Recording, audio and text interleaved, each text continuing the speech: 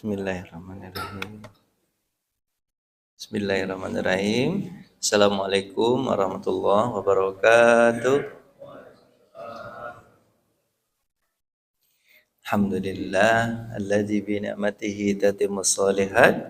Asyhadu an la ilaha illallah wa asyhadu anna Muhammadan abduhu wa rasuluhu la nabiyya ba'da amma ba'du. Allahumma ati nufusana taqwaha wa zakkiha wa anta khairu man zakkaha anta waliyuha wa maulaha.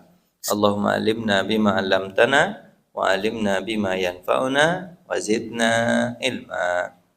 Bapak Ibu yang dirahmati Allah, kita lanjutkan kajian Adabul Mufrad, adab pribadi. Sekarang kita masuk pada bab tentang perlakuan baik terhadap budak.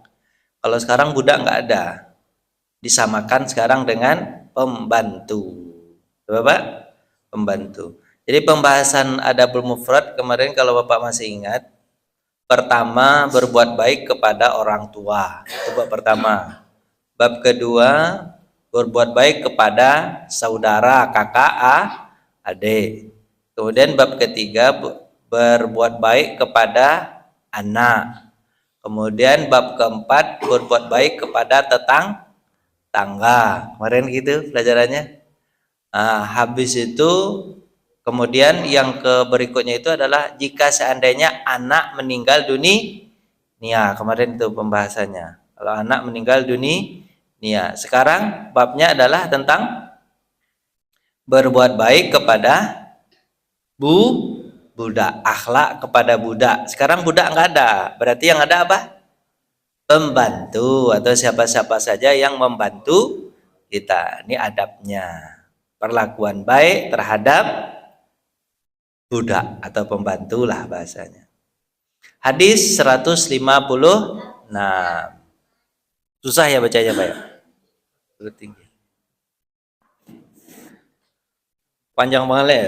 Haddatsana Ali bin Abi Thalib salawatullahi alaihi, kemudian anin Nabi sallallahu alaihi Nabi sallallahu dari Nabi sallallahu alaihi wasallam lamma taqula qala ya Ali, wahai Ali, i'tini bitabakin aktubu fihi ma la tadillu ummati ba'di. Buatkanlah aku ini tempat untuk menulis, aku akan tulis yang membuat umatku tidak akan sesat selama-lama.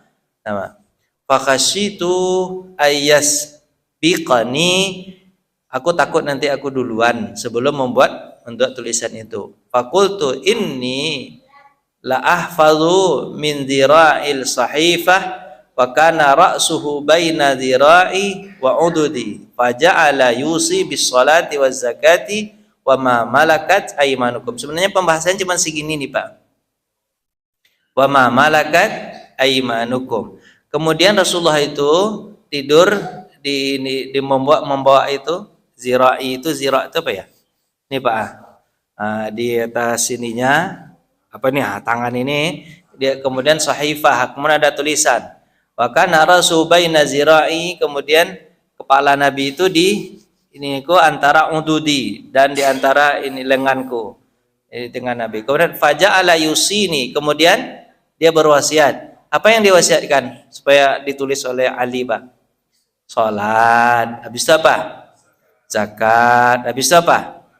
Wa ma malakat aymanukum, budak-budak yang kau miliki, gitu. Kan waqala kadzalika hatta fadat nafsuhu, begitulah yang dia tulis sehingga apa? Fadat, selesailah dirinya, maksudnya meninggal dunia. Wa amarahu bi syahadatin alla ilaha illallah wa anna muhammadan abduhu wa rasuluhu wa man syahida bihi ma hurima alaihimun nar. Hadis ini banyak sekali ininya apa yang bisa dipelajari, tapi pelajaran kita adalah apa Pak? Hati-hati kalian terhadap budak. Kenapa?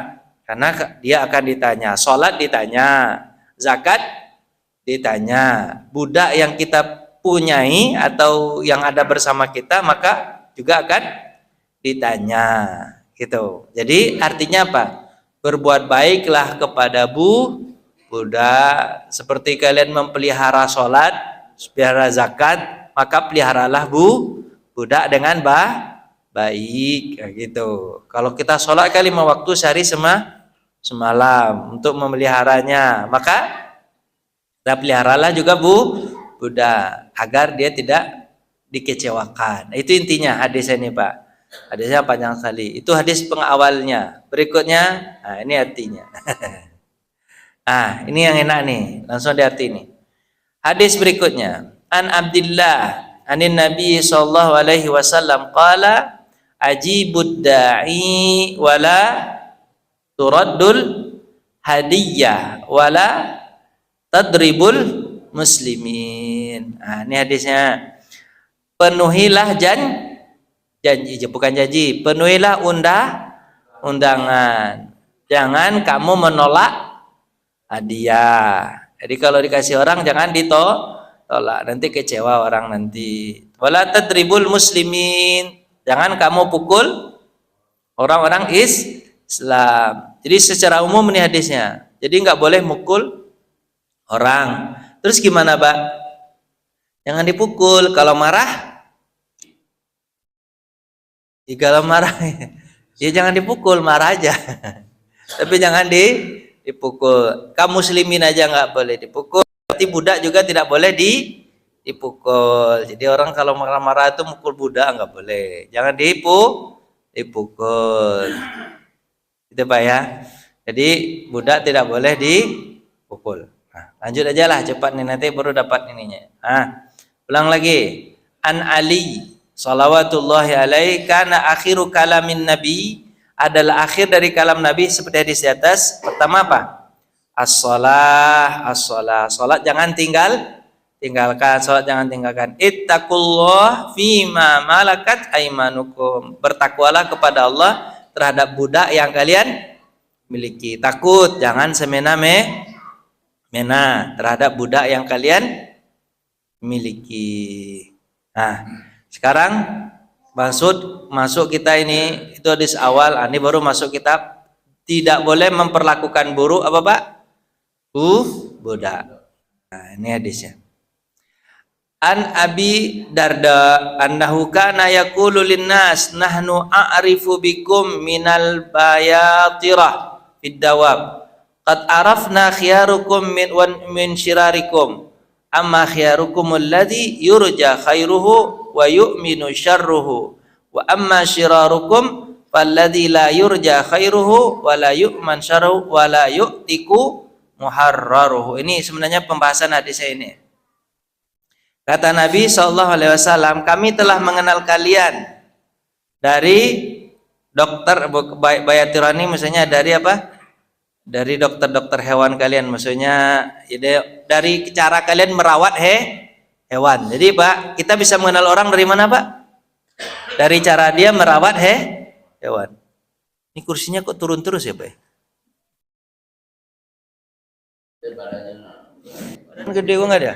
Nanti coba, kan setinggi ini kan, setinggi ini nih. Nanti dia turun sendiri nih, nanti lama-lama hilang kepala saya. Boleh? Hah? Kenapa itu, Pak? Berat badan naik. Mudah-mudahan dosa nggak naik, Pak. Bawa Pak berat badan mah. Amin. Jadi Pak, apa tuh? Kami tahu kalian dari cara kalian merawat hewan, perlakuan dia kepada hewan kami tahu, udah kenal kami. Kata siapa, Pak? Kata Nabi SAW. Kami membedakan kalian, membedakan yang terbaik dan yang terburuk. Ada yang baik, ada yang buruk di antara kalian. Yang terbaik dari kalian adalah orang yang kebaikannya diharapkan dan kejahatannya tidak dihindarkan. Maksudnya apa? Kebaikannya diharapkan, terus kejahatannya itu, ya kalaupun dia melakukan jahat, orang nggak merasa dia dijahatin gitu. Gimana tuh Pak ya? Paham nggak ya? Dia jahat nih sebenarnya, tapi jahatnya nggak jahat. Nah, gimana ya? Jahatnya tidak menyakiti. Sebenarnya nggak jahat itu Pak ya? Dia sebenarnya nggak jahat. Dia bercanda ya bercanda aja, tapi nggak nyakitin orang gitu. Tapi kalau yang orang buruk di antara kalian siapa? Orang yang kebaikannya tidak diharapkan. Baiknya aja orang nggak harap sama dia. Kenapa? Karena dia ada udang di balik batu. Sebab kalau dia melakukan perbuatan baik, nanti orang pamrih ya, apa Pak ya? Nah, gitulah. Terus kemudian dan kejahatannya tidak kalian hindari juga. Enggak bisa dihindari kejahatan dia, jahat betul dia. Kalau dia melakukan jahat, tapi sebenarnya Pak, pembahasan kita Bapak, dan siapa yang tidak membebaskan budak, itu dianggap orang apa Pak? Orang buruk.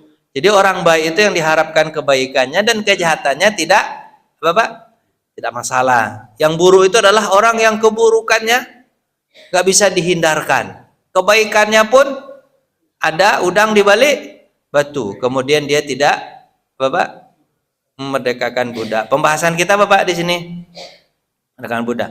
Jadi bisa orang dikatakan, jadi sebenarnya kan dulu budak itu Pak, budak itu apa? Budak itu kan dulu terjadi gara-gara ada peperangan. Dan dulu pada zaman dulu budak itu memang udah ada zaman sebelum Islam. Belum Islam udah ada budak. Jadi gampang sekali kalau orang dulu kepengen mengambil budak, tinggal perangi suatu kelompok, kemudian kelompok tadi kalah, maka yang kalah akan menjadi budak. Di antara yang tidak meninggal dunia menjadi budak. Itu nggak bisa dihapuskan. Kenapa? Karena sudah mendarah daging betul pada zaman dahulu. Tapi pada masa Nabi SAW, budak itu langsung sedikit demi sedikit dihapus. Banyak ayat Al-Quran dan hadis Nabi banyak sekali menganjurkan agar budak itu dibebaskan. Contoh misalnya kalau kita ini misalnya membunuh, maka salah satu kafarat dari membunuh apa Pak? Memerdekakan. Pertama ya dibunuh. Kalau nggak sanggup memerdekakan bukan nggak sanggup, misalnya dimaafkan, dia boleh memerdekakan budak. Kemudian kalau puasa-puasa kemudian berhubungan badan suami istri, salah satu diantaranya apa? Kalau setelah puasa 2 bulan berturut-turut, berikutnya apa? Memerdekakan budak. Kalau membunuh orang kafir dalam perang, tapi dia sudah mengucapkan syahadat, ketika asyhadu alla ilaha illallah, kita udah mau mancung nih, asyhadu alla ilaha illallah Rasulullah gitu kan, tahu-tahu terpancung juga, maka salah satu apanya Pak? Kafaratnya adalah memerdekakan budak juga. Terus misalnya apa lagi? Kalau sumpah, Bapak sumpah sama istri, oh saya nggak akan mengajak kamu jalan-jalan lagi, diajak jalan-jalan juga, maka kafaratnya apa? Memerdekakan budak juga. Oh kalau ada sumpah Bapak, sumpah, sumpah apalah, pokoknya sumpah pocong segala macam, apalah namanya, terserah lah sumpah itu. Salah satu diantaranya merekakan budak. Banyak apa? Apa lagi? Nggak ada Pak. Begitu. Merekakan budak aja semuanya isinya itu. Dan kebiasaan Abu Bakar itu, kebiasaan Abu Bakar apa? Setiap Jumat dia mencari budak kemudian dimerdekakan. Itu kebiasaan Abu Bakar. Apalagi Rasulullah Shallallahu Alaihi Wasallam. Umar bin Khattab juga pernah dinasihatin Nabi. Umar, kata Rasulullah, ya berbuat baiklah kepada budak. Baik ya Rasulullah, seluruh budaknya dia merdekakan. Terus Nabi bertanya, kenapa aku merdekakan budakmu? Kan aku suruh kau hanya berbuat baik. Apa kata Umar bin Khattab? Kan bukankah berbuat baik itu dengan cara memerdekakannya itu yang terbaik? Oh iya ya kata Nabi. Ah, tuh mantap tuh kata Nabi. Nggak ada apa-apa. Padahal budak itu mahal harganya Pak. Mahal harganya. Berapa ya budak itu ya? Pokoknya mahal lah. Nama juga beli orang. Beli kambing aja berapa Pak? Kambing 3 juta. Kalau sapi 30 juta. Orang yang sekitar sapi itulah harganya. Nah, mungkin seharga kambing. Ya Pak ya? Tapi orang mungkin selebih itulah. Budak itu mahal harganya. Tergantung pintar atau enggak pintarnya budak itu. Ya Pak ya? Ya begitulah, seharga sapi lah 30 juta, 50 juta. Lumayan kan? Merdekakan sama Umar bin Khattab. Jadi gitu Pak ya. Akhirnya budak itu dengan adanya Islam banyak Pak yang tidak ada sekarang, kecuali di Malaysia. Malaysia masih ada budak. Nah, budak-budak nih kata dia. Maksudnya siapa Pak? Anak. Bukan budak. Sunda juga ada Pak. Budak apa tuh Pak? Oh, budak juga nanya Pak. Palembang juga ada Pak ya? Budak kecil ya. Budak kecil. Itu beda pemahaman. Dia bukan budak yang sebenarnya, tapi hanya istilah. Tapi katanya masih ada Pak, bagian budak. Di Ethiopia katanya ada budak. Masih ada budak. Ayat-ayat tentang budak ini apakah harus dihilangkan? Enggak juga. Kenapa Pak? Karena satu saat nanti orang nanti akan berperang lagi, maka yang kalah akan menjadi budak. Maka cara seperti ini atau aturan ini akan berlaku lagi, kayak gitu Pak. Jadi agama Islam ini nggak ada yang tidak relevan. Nanti satu saat akan berlaku lagi seperti ini. Kan hampir perang-perang juga nih sekarang kan. Thailand sudah gencatan senjata dengan Kamboja. Jadi dekat-dekat kan dengan kita kan? Dekat-dekat nggak belum Pak? Jawab lah, udah gitu. Udah dekat-dekat ini. Apa pula hubungannya? Padahal mereka satu agama nggak Pak antara Kamboja dengan Thailand itu Pak? Dekat nggak satu agama? Satu agama nggak Pak? Agama apa dia Pak? Buddha. Tapi kok berkelahi mereka Pak? Rebutin ini. Kita juga nanti rebutin itu dengan Malaysia nanti kena pula. Padahal kita rumpun. Orang Malaysia itu isinya orang Melayu aja isinya. Orang Melayu. Saya kemarin ketemu tuh di RC Pak. Orang Malaysia Pak, petata petitinya lebih hebat daripada orang Minang. Tanya, kok hebat Pak petata petitinya macam? Saya orang Minang kata dia. Orang Minang. Tapi jadi menteri Pak, menteri kerajaan besar namanya Pak. Dah lama dia jadi menteri Pak. Orang Minang ternyata Pak. Udahlah Pak, lanjut Pak. Hadis berapa nih? Hadis 160. An Abi Umamah sami'tu yaqulu al-kanut alladzi la yamna'u rifdahu wa yanzilu wahdahu wa yadribu abdahu. Sifat yang tidak tahu berterima kasih itu ditandai oleh seseorang yang menolak pemberian. Jadi orang tidak tahu berterima kasih hidup sendirian, memukuli budak. Jadi orang yang dianggap tidak terima kasih itu siapa Pak? Al-kanut itu siapa? Yang menolak pemberian. Jadi yang muslim juga memberi dan menolak pemberian juga tersebut orang yang tidak tahu terima kasih. Orang tahu terima kasih ini kan dia mau memberi dan juga mau diberi. Diberi itu mau, semua orang mau diberi nggak Pak? Mau, semua orang kan orang mau diberi. Memberi agak berat kan. Tapi ada juga kalau diberi itu adabnya tidak boleh menolak. Kalau kita tidak suka terhadap itu. Contohnya Bapak Samurat dikasih durian, terima atau enggak? Terima aja. Bapak makan nggak? Apa tadi Samurat Bapak tadi? Pak Samurat tadi. Enggak banyak Pak ya, satu aja ya. Ya boleh lah. Dia ngasih sekarung gimana? Terima aja dulu. Jangan perlu Bapak sebut maaf ya, saya Samurat nggak usah dikasih. Nanti kamu Samurat saya nggak usah ngomong itu. Karena dia kecuali kalau dia tahu Bapak Samurat dikasih sama dia, berarti kamu membunuh Bapak namanya itu. Ini ceritanya dia nggak tahu Bapak punya asam urat. Dikasih ya Bapak? Ambil aja dulu. Nanti setelah dia pergi, udah lihat jauh dia pergi namanya baru bagi dengan tetangga. Kan bahagia juga tetangga kan? Gitu caranya. Jangan ditolak. Nah, itu orang yang terima kasih itu. Kemudian wayanzilu wahdahu. Dia hidup sendirian. Orang kalau hidup sendirian itu maunya sendiri aja. Jalan-jalan sendiri aja, makan sendiri aja, semuanya sendiri aja. Maka itu orang dianggap orang yang tak terima kasih. Enaknya kalau makan itu sama-sama, ngopi itu sama-sama, makan gorengan itu sama-sama. Itu enaknya ya. Itu enaknya nggak sendirian aja. Ini enggak, kemana tuh? Enggak kata dia. Tahu-tahu dia kita ketemu sama dia depan, ngapain? Sudah makan lontong sendirian. La ilaha illallah, sendirian aja. Sama-sama enak itu, ya Pak ya. Nah. Terus apa lagi? Wa yadribu abdahu. Orang yang tidak tahu terima kasih adalah orang yang memukul budaknya. Dipukul budaknya. Budaknya kan udah bekerja buat dia. Betul Pak ya?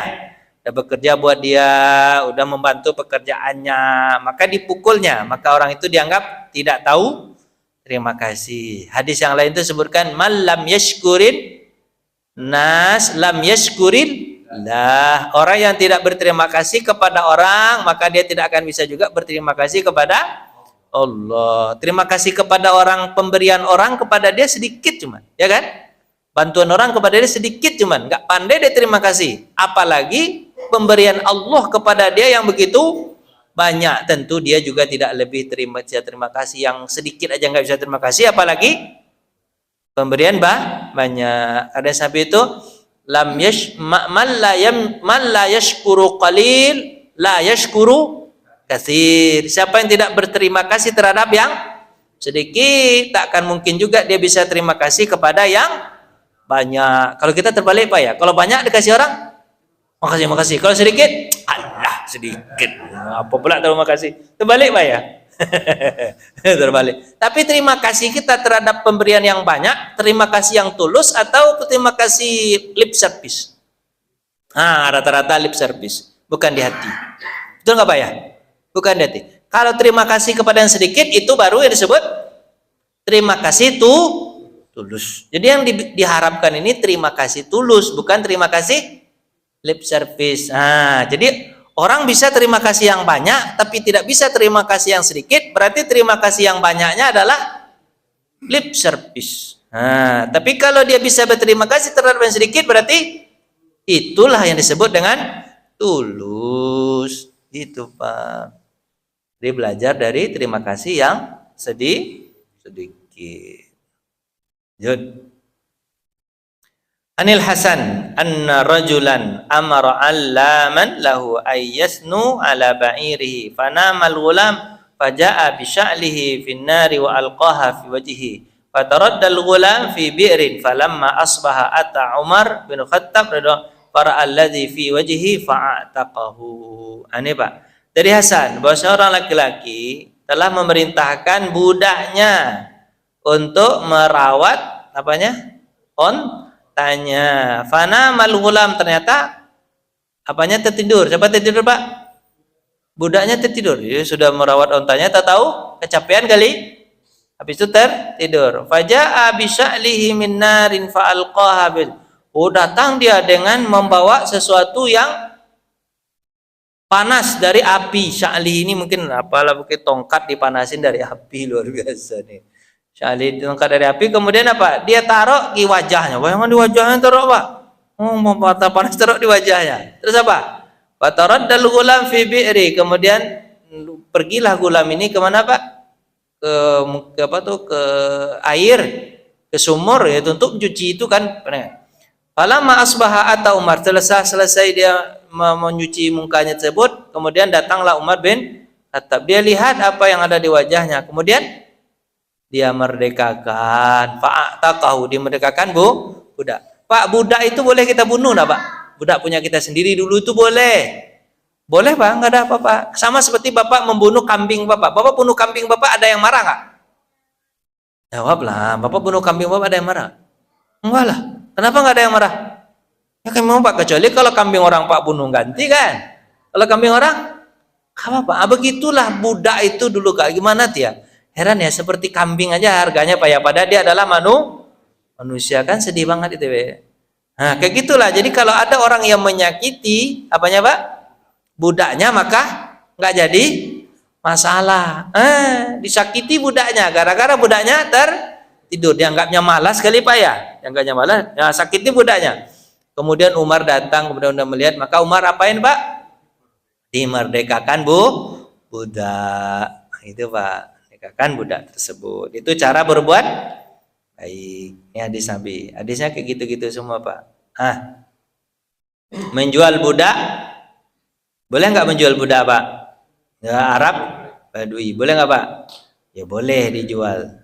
Pak, gimana, apa yang membuat menjual budak? Dari Amrah anna Aisyah rajulan qalat annaha dabarat amatun laha fashtakat Aisyah fasa'ala banu akhihi tabiban mirrattin faqala innakum tukhbiruni an imra'atan masrurah saharatha amatun laha fa akhbarat Aisyah qalat saharatani faqalat nam faqalat walima la tunjayna abadan thumma qalat bayyi'uha min syiraril arabil malakatan. Dari Amrah Aisyah radhiyallahu an, bahwasanya dabarat amatan laha, dia berjanji bahwa nanti satu saat budaknya akan dia merdekakan. Fastakat Aisyah. Kemudian Aisyah itu rencana berjanji juga, Aisyah akan berjanji untuk ini. Kemudian dia agak khawatir budak ini betul nggak akan dimerdekakan ani, kata dia kan. Maksudnya kan Aisyah rencananya akan memerdekakan budak kalau seandainya dia sudah meninggal. Dabarat ini artinya apa, Pak? Kalau sudah meninggal saya akan memerdekakan budak ini.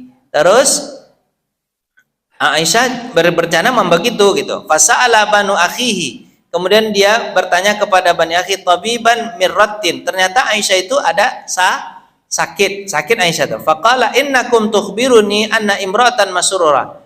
Ternyata budaknya tersebut adalah pandai sihir. Ya kan? Budaknya pandai sihir. Saratha ummatun laha. Ternyata dialah budak tersebut yang menyihir siapa, Pak? Aisyah. Fa akhbarat Aisyah. Kemudian sampaikan kepada faqalat. Terus Aisyah bertanya kepadanya, "Saharatani, apakah kau menyihirku?" Kata siapa, Pak? Aisyah kepada siapa? Budak. Faqalat. Dia berjawab, "Ngaku dia, Pak." Apa kata dia, Pak? "Nah, ya aku sihir."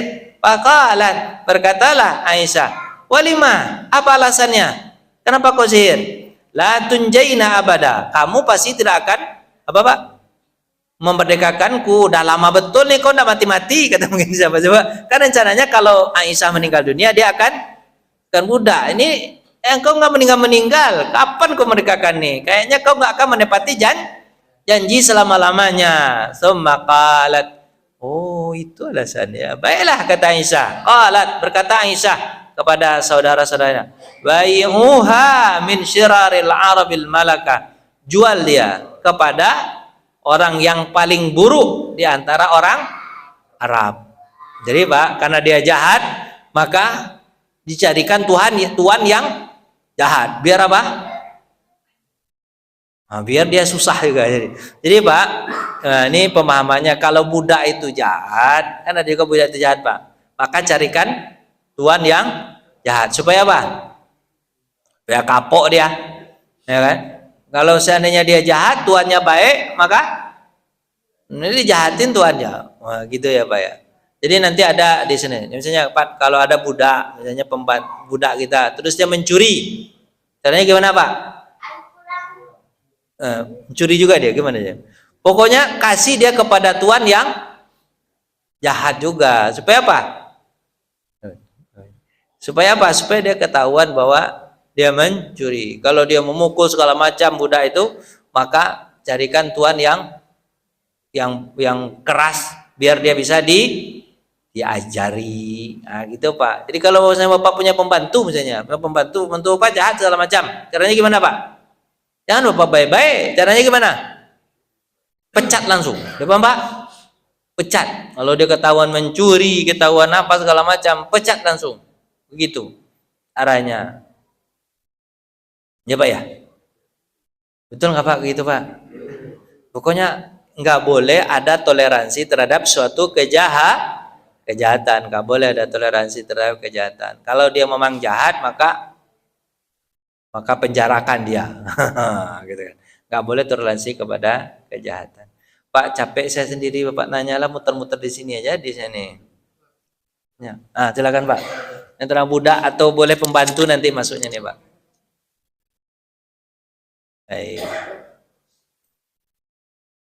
Berat tuh jawaban yang pertama tuh, yang kedua aja lah jawab. Yang pertama nanti Bapak yang jawab sama-sama.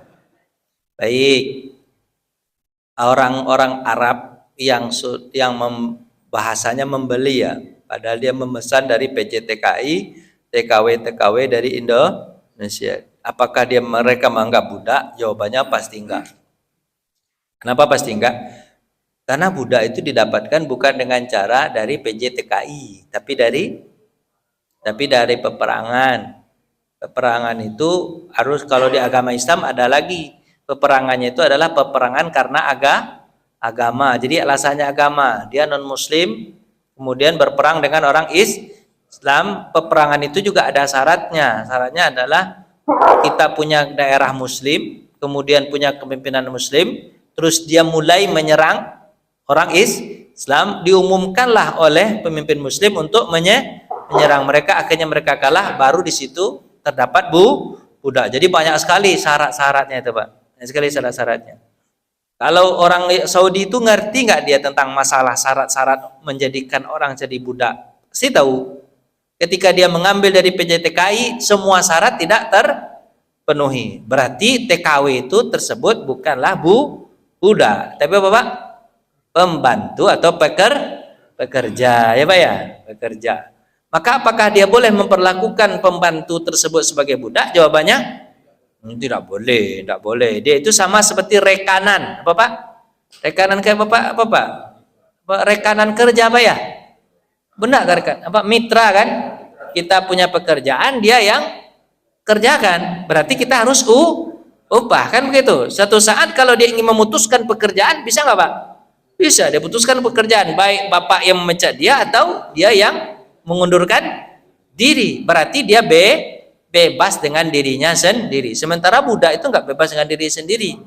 Nggak ada ceritanya budak memutuskan pekerjaan, nggak boleh. Budak itu milik tuannya selama-lamanya, kecuali dimerdekakan. Jadi orang Arab Saudi itu tahu nggak ini bukan budak? Jawabannya tahu. Cuman kenapa mereka memperlakukan seperti budak? Itu salah mereka aja, orang yang buruk di antara mereka. Kalau orang yang baik di antara mereka, pasti mereka perlakukan itu seperti rekan kerja, gitu Pak.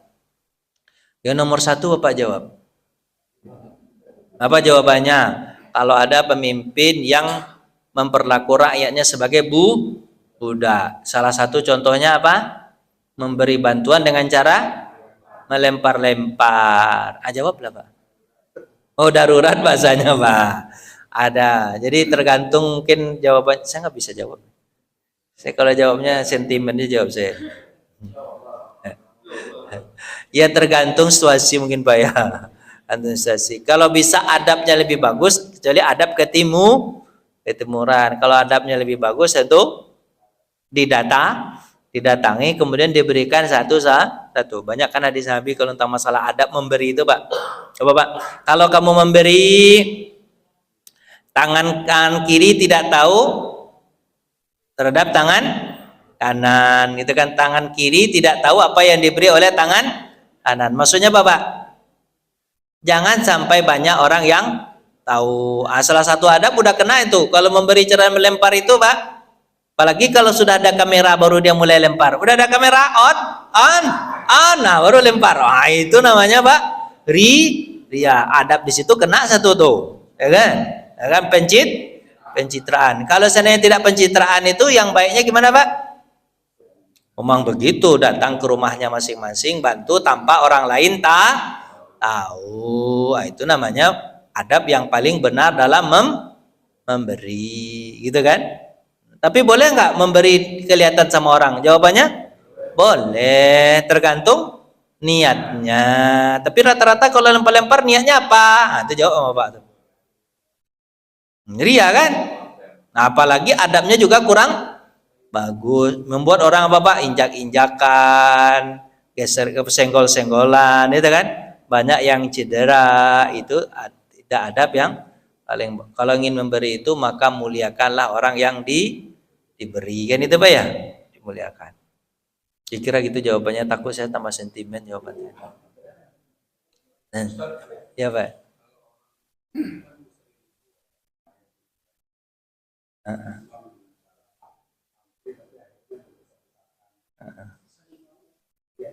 Tinggal dunia. Ya. Dikasih. Iya. Bukan tidak boleh, boleh aja, nggak ada masalah, tak apa-apa. Tapi bisa nggak kita memuliakan? Karena kan apa namanya, moto misalnya apa ya? Kalau ayat Quran itu apa? Khuz min amwalihim shadaqatan tutahhiruhum wa tuzakkihim biha, gitu kan? Diambil dari yang kaya, dikasih ke yang miskin. Kalau dikasih itu bahasanya apa Pak? Didatangin kan? Diambil, memang kita datangin tuh orang kaya yang pengamal zakat kan? Kalau kita kasih kepada yang miskin, kalau kita kasih itu maksudnya pemahamannya secara ini aja, secara bahasa lebih halusnya Pak, kasih sedih Pak, didatangin. Biar apa Pak? Untuk menjaga wibawa yang meminta-minta. Kan habis itu kan disorot tuh Pak ya, nampak wajah dia, aduh malu dia nanti ketahuan dia miskin. Tapi kalau dikasih ke rumahnya kan, jadi Bapak terjaga kehormatannya. Jadi orang yang miskin itu bukan dijatuhkan kehormatannya, tapi apa? Dijaga kehormatannya. Tapi sekarang orang Indonesia begitu juga, nggak ada kehormatan. Orang miskin minta-minta malah hilang kehormatan. Tapi tidak semua masih ada orang yang mau menjaga ifahnya atau ibawanya. Gitu juga Pak. Boleh nggak gitu kita memberi orang suruh antri? Boleh aja. Tapi sebaik-baiknya datangin gitu Pak ya. Itu kayaknya lebih ikhlas. Dan itu sudah kayaknya lebih mengena juga daripada suruh dia antri. Itu nggak mengena Pak, nggak mengena ke hatinya. Kalau kita datangi langsung rumah dia, Bu, maaf, ini Bu, zakat saya terima ya Bu ya, makasih ya Pak. Kan senang dia kan. Ya kita yang datang. Kalau bayar zakat nggak masalah. oh penerima. Daging korban. Iya. Kalau sebaiknya memang kita antar ke rumahnya, tapi tergantung situasi kondisi. Kalau korban kan bukan milik pribadi gitu, lagi di bukan milik pribadi. Jadi tidak ada yang merasa bahwa bukan milik pribadi kan, korban itu milik apa Pak? Sama-sama kan? Tergantung itu. Nanti rasakan aja adabnya itu.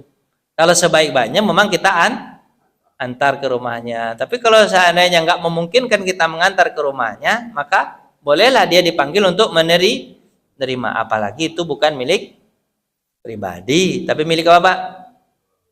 Milik umat sama-sama. Jadi tidak merasa bahwa dia adalah dijatuhkan. Tapi kembali lagi, kalau idealnya apa Pak? Semua panitia yang terlibat dia yang langsung membagikan ke rumah masing-masing. Itu lebih asik daripada apa? Dia disuruh antri kemudian desak-desakan gitu kan. Kadang nanti terinjak kakinya segala macam kan. Dia malu dia. Lagi Pak?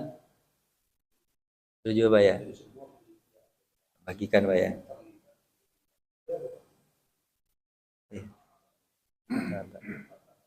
Siap. Lagi Pak? Nanti kita evaluasi Pak. Lanjut Pak.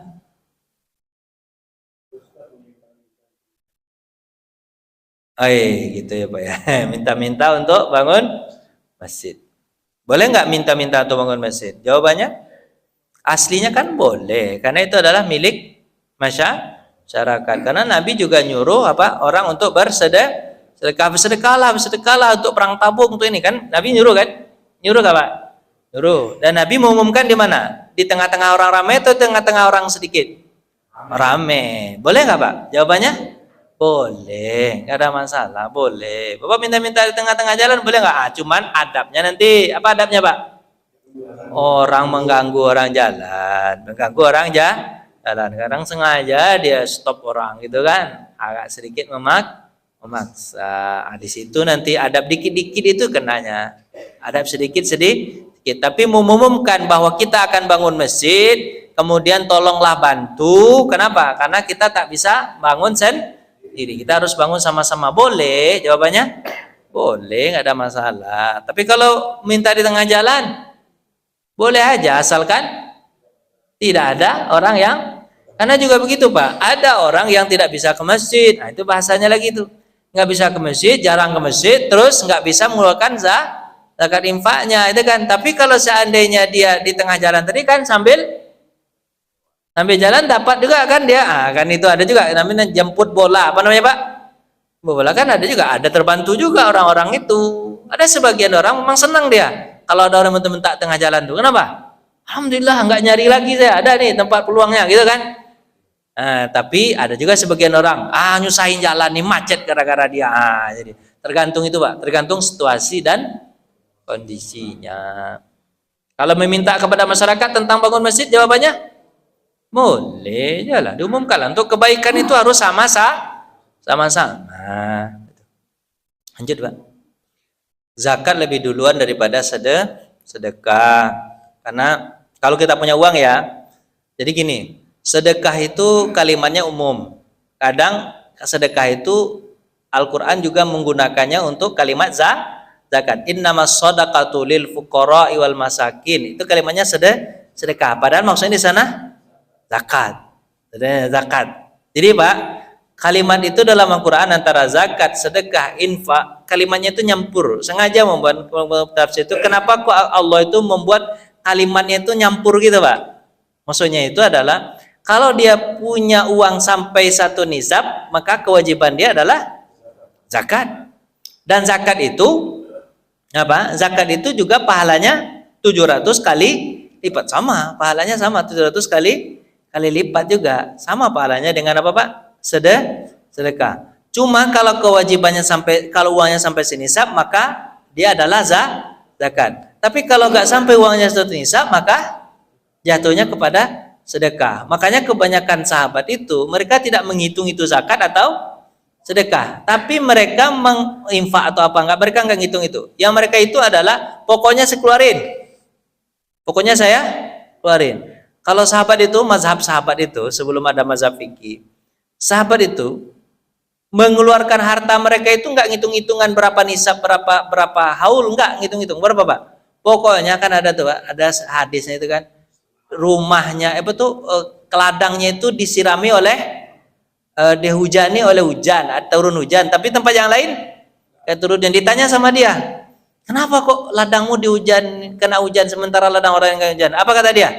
Sepertiganya langsung aku bagikan, ya kan? Dia nggak ngitung itu nisab, nggak ngitung itu haul, nggak ngitung. Pokoknya apa? Sepertiganya gede nggak? 30% nggak Pak?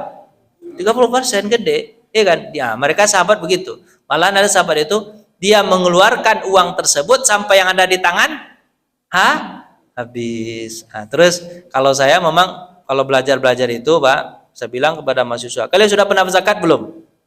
Apa kata mereka? Mana pernah zakat Ustaz? Duit aja dari orang tua, kata dia kan.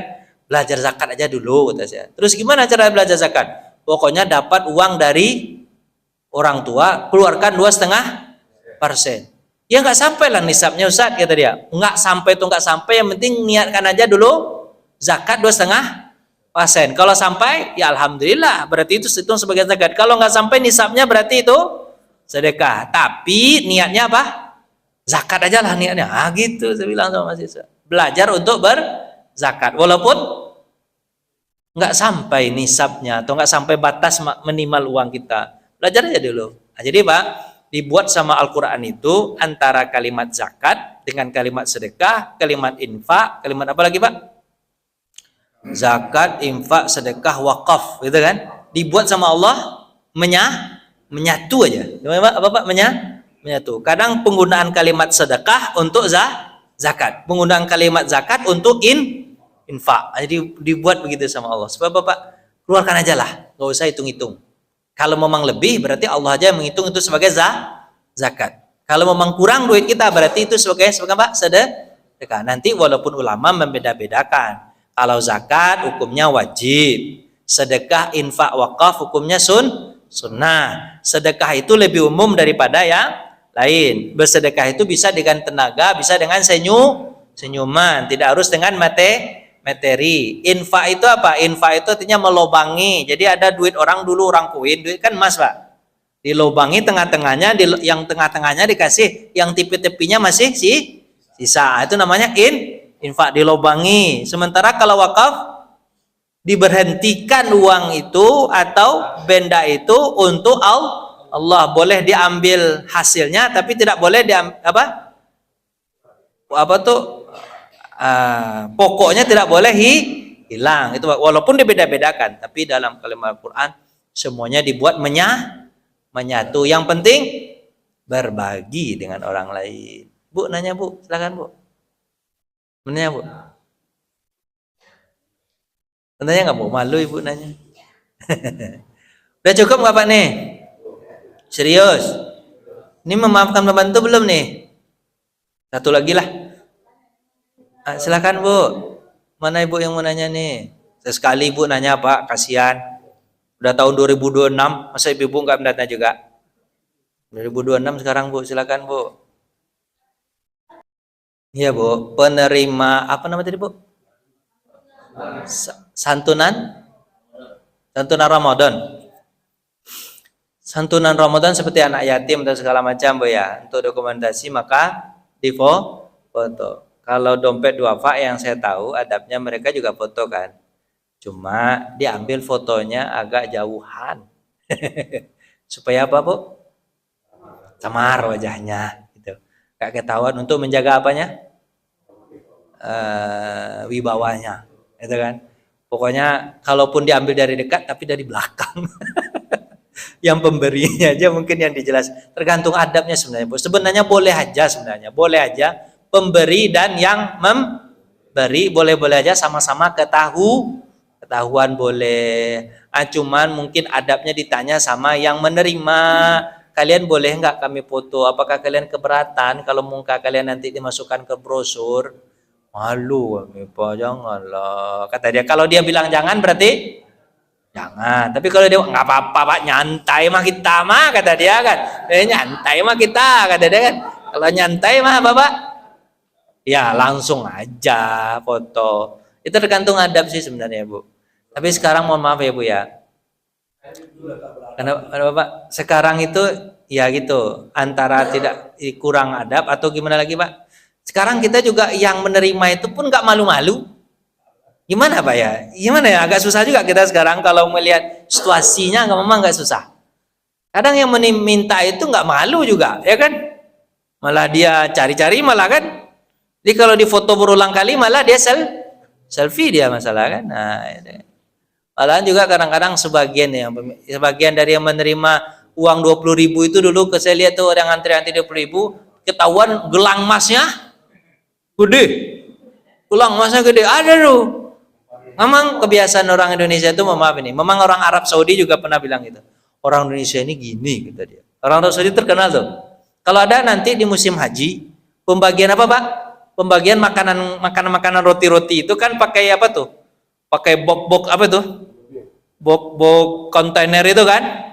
Kan pembagian tuh. Setiap orang Indonesia, pokoknya setiap ada pembagian, ikut dia ngantri.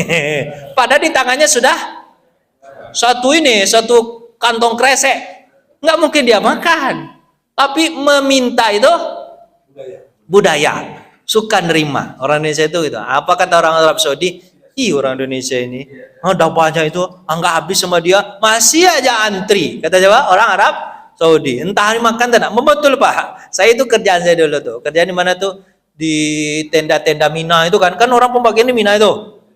Ada apel, ada macam-macam itu kan, apel, pisang. Saya nggak ikut antri sono Pak, saya nunggu aja di mana, di tenda itu udah menumpuk makanan. Saya tanya, ini makanan dimakan nggak? Udah muak kami Pak Ustadz, ambil aja lah. Saya akhirnya ngambil mutit itu semua. Jadi memungutin orang yang minta. Nggak tahu itu orang Indonesia sukanya begitu, numpuk maka. Padahal kan dia harus, kalaupun dia butuh makan itu tinggal diambil satu, cukup sekedar perutnya selesai masalah kan. Tapi orang Indonesia itu nggak begitu juga dia. Indonesia itu apa Pak? Udah numpuk tapi masih juga kepengen dapat. Itu ya maruk apa Mak? Maruk itu memang kayak gitu kita. Gimana lagi? Ya? Ilmu yang kurang. Kalau orang mau nih Pak ya.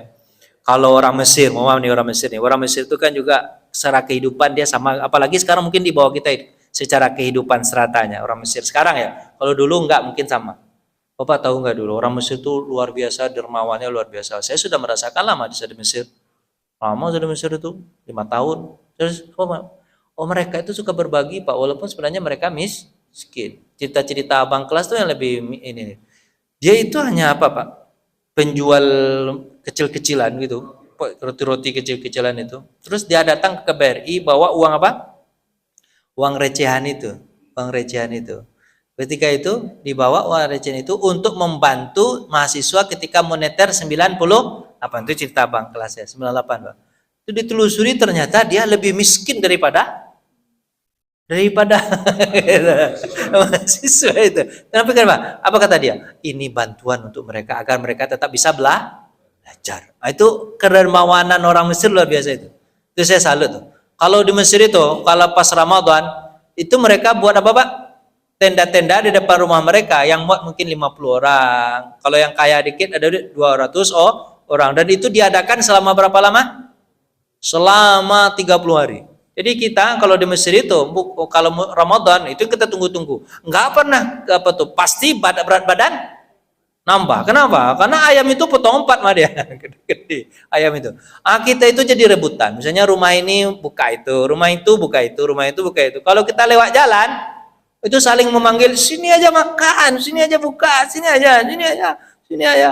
Dipanggil-panggil, Pak, direbutkan kita tuh, Pak. Kalau sudah kita duduk di tempat dia, nunggu kita makan, dia ucap, terima kasih ya udah datang, terima kasih ya, besok datang lagi ya, terima kasih ya. Kalau makannya nggak enak, kasih tahu ya, bagaimana cara enaknya. Kayak gitu-gitu, Pak, nunduk-nunduk dia. Itu orang Mesir, Pak. Itu budaya, Pak. Budaya. Jadi orang Mesir itu dia nggak kaya, tapi suka berbagi. Mau nanya lagi, Bu? Satu lagi. Silakan, Bu, terakhir, Bu, ya.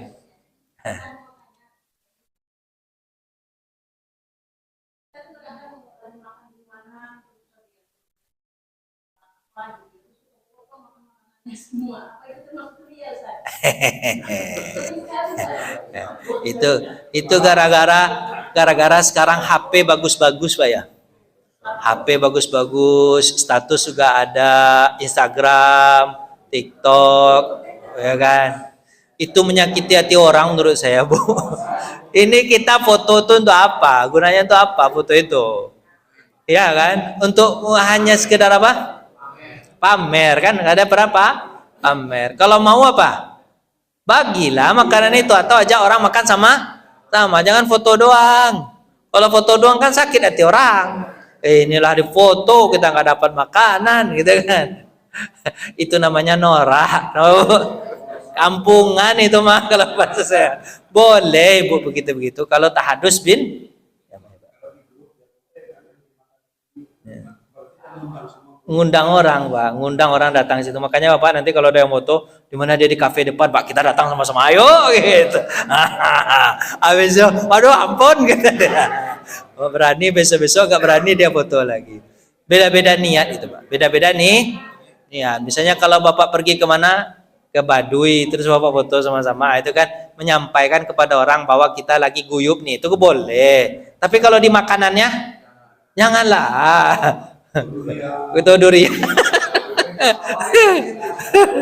Padahal duriannya cuma dipoto doang, nggak dibeli.